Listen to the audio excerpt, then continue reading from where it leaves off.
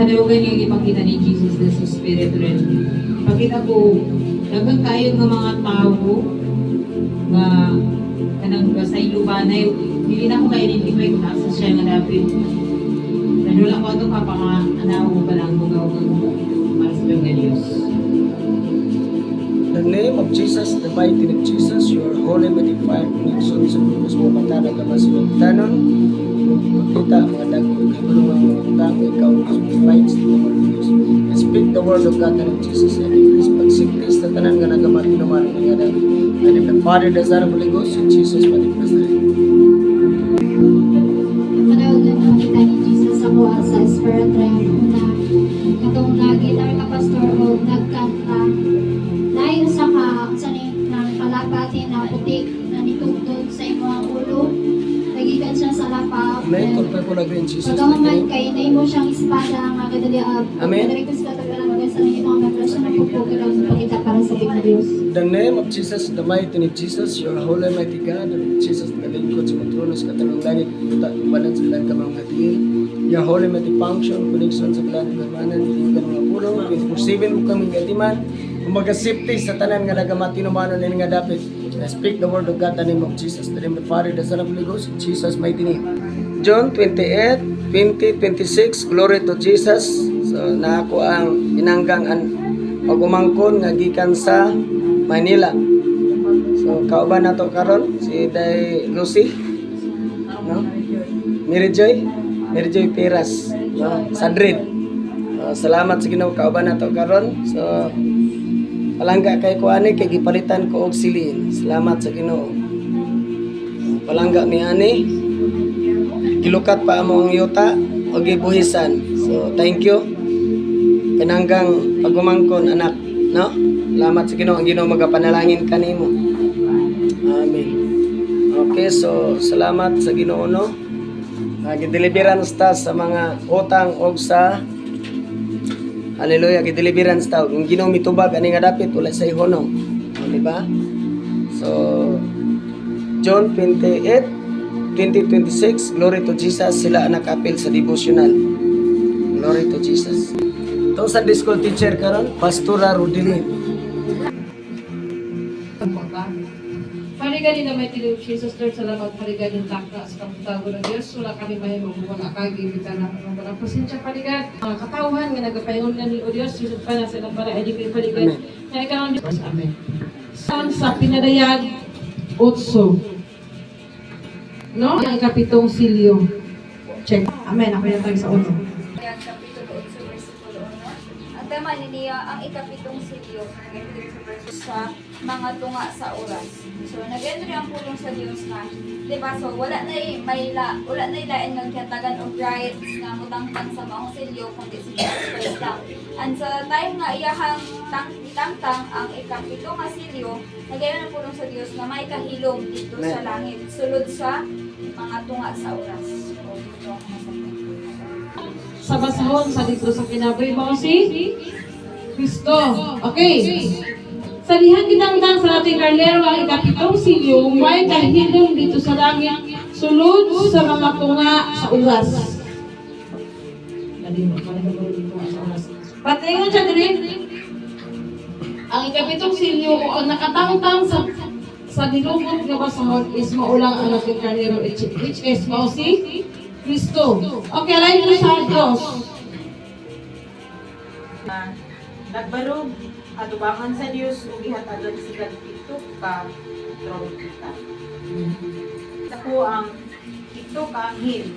Nga ihatag, nga nagbarog sa tubangan trompeta. Ang kada, di ba may pito ka espiritu ang Diyos? Dayon. Sa pito ka espiritu, doon na siya pito ka trompeta.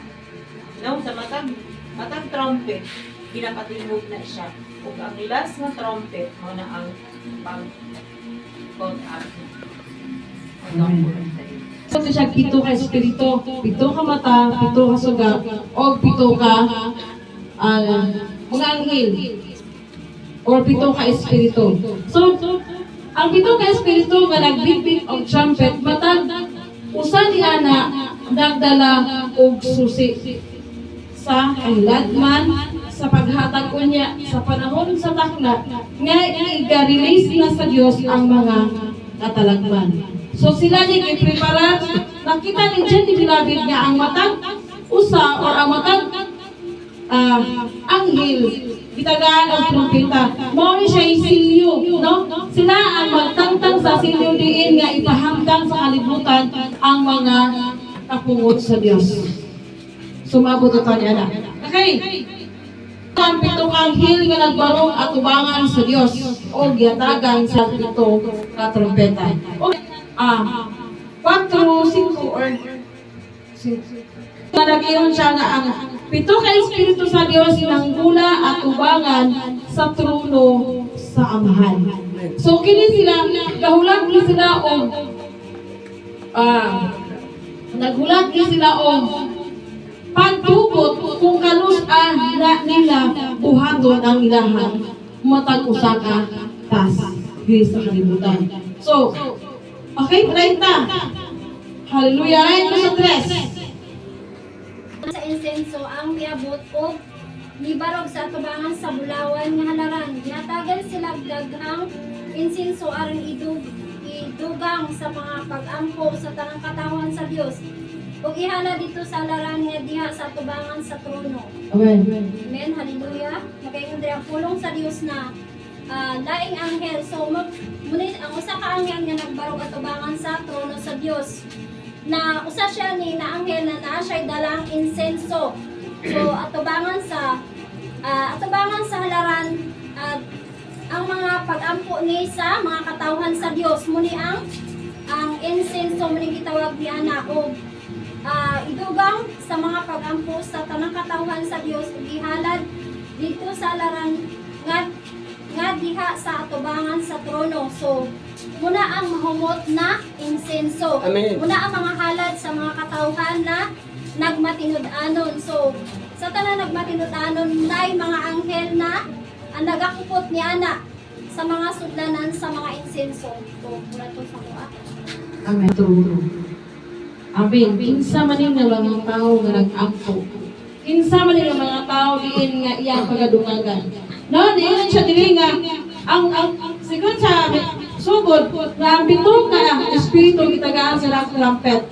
Meaning gitagaan sila og katungod nga muhupot nga na. So ang usa nili is siya ang tigdugang or paabot ngadto sa mga Kristohanon sa ilang mga pag-ampo. So matag pag-ampo nimo adunay anghel nga naminaw niya na. Matag ampo nimo gano niya naman siya nga idugang o ihalad ngadto sa Dios. Hallelujah.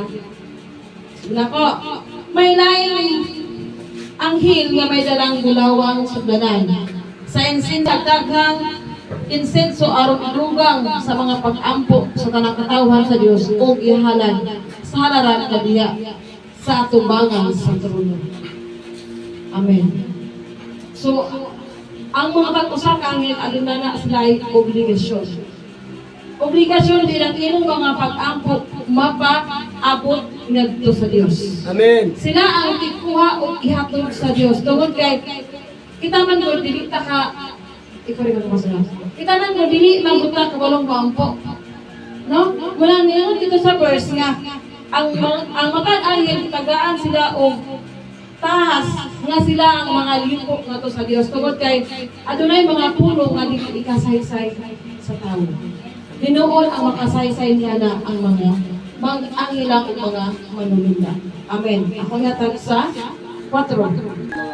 Pagampo sa katawan sa Dios sa ka gikan sa kamot sa anghel nga nagtindog at tubangan sa Dios. Sa Dios. Kinsa nakabantay sa mga fights at aw. Kinsa nakabantay sa mga prayer request kaniadto nga ginasulog nato. Matag prayer request ninyo sa Dios. Tanan nga mga agulo ninyo, tanan nga mga pag-ampo ninyo niabot na sa atubangan sa Dios. Amen. Ang tanan nga mga gipang-agulo ninyo, maayo man ni siya og datan, niabot na sa igdulungog sa Dios. So, Sa mata ko sa nato, no? Hallelujah. Tanan nga imong gitinguha. Dili na siya sa likoy sa Dios. Tungod kay ang Dios nakabalo kung unsa o kinsa ka sa iyang atubangan. So kung ikaw anak sa Dios nga nag-request man, 100% imo na siya mabatunan. O be careful sa imong mga pag-ampo. No? Samot na o mga mahal sa kinabini. Tungod kay nag-ingon ang Dios nga ang iyang pulong dili lubalog nga kawang. Tinuon mahitabo kini sa mga katawhan nga nagatuman sa iyang kabubuton. Amen. Okay, sa 5 nga kayo mag-apply. Kailangan sudanan sa isenso na ituno niya kinikalayo. Ikan sa halaran o bitaw o nagpasayuta sa Biblia sa kakaayo ng mga dulong ilat. May nag-iingon siya din sa mga pulong na ang malaki yung diba, ang kanang mga pagbilak din sa mga festival ng mga pag-ampo. Iyan na siya ganang gitigong sa usa ka angkel. Aron pag mapuno na siya, muna na iyang ipupuli sa kalibutan. Ang maltabuan na mga kanalang mga kanalang. Ang hiling nga nagakukot nga na naa nila ang katungod o kagahom. Ug sila ang ikuha sa mga pag-ampo. Ug kanang yung mga pag-ampo maabot na sa Dios. Sa Dios ningon siya ang tagasalod. Ug igdudugang ug insinso ug dad-on niya ngadto sa amahan. Ug ningon siya sa 5 nga ang aduna siya unya gikuha sa anghel ang sudanan sa insenso o gipuno diya kini kalayo gikan sa naran o gilabot ngadto sa yuta og sipa nga kalayo nga mga dalugdog kilat ug bilidong. Ang inyong mga pag-ampo ang kutob sa inyong mga ipangbati dili na siya accountable na siya tanan o pagbantay sa berta niya. Tungod kay sa diha nga mapuno na itong iyang ulawan na sudanan nga gidala niya sa Dios ang mubalik anak katalagman.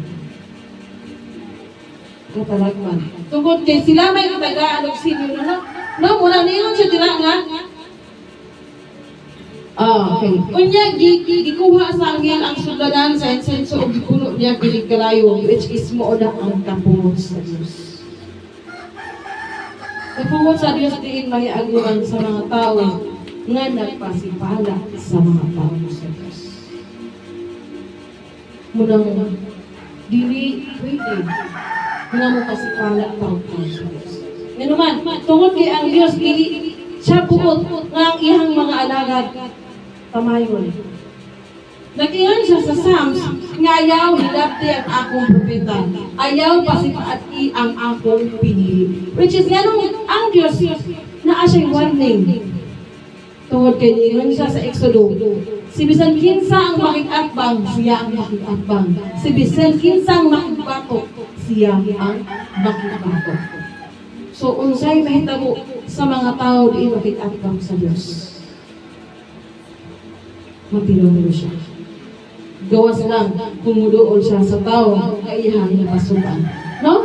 Munang ayaw pa abuta nga mo abot ng kapungot sa Dios nga diin iyang pakil sa kalibutan. Amen. Magkapulang sa Dios. Holy Spirit of the Living God, in the name of Jesus. Sila karon naka-appeal sa Sunday School. June 28, 2026, glory to Jesus. So atong kaigsoona nasa gawas. Nasa gawas. So, glory to Jesus. Okay, so muna siya ato ang sitwasyon karon. Wala pa tayo mga kuan. Glory to Jesus, ang Dios magapanlangit.